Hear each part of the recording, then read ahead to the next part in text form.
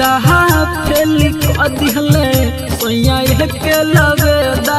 में जाम छेदा फेल दिहले सोया के लवेदा में घर के कुंडी लगल जक लाइट बुतल घर के कुंडी लगल जक लाइट बुतल ना करती अंधेरा में जाम छेदा फेल दिहले सोया के लवेदा में जाम छेदा फेल दिहले सोया के लवेदा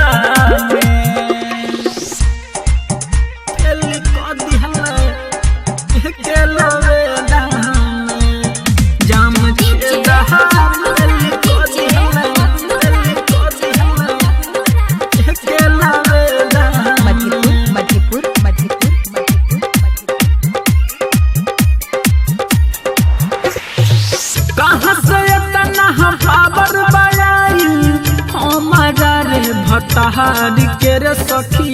हमारा रे भतार के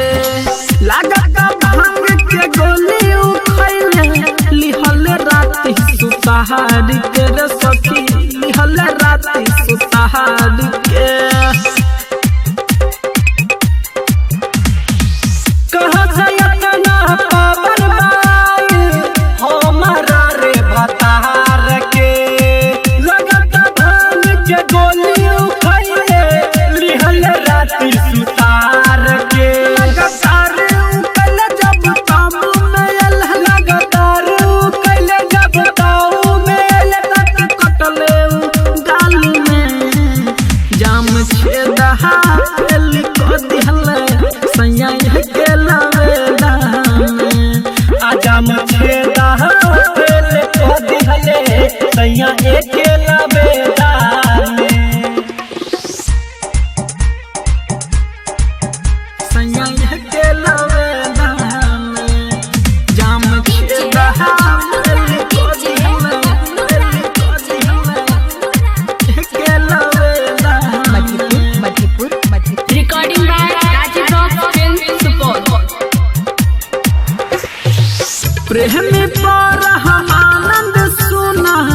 बातें हमारो भतार रे सखी बातें हमारो भतार रे रोशन रावत फारूक देवरवा देखली हल बेकार मेरे सखी देखली हल बेकार रे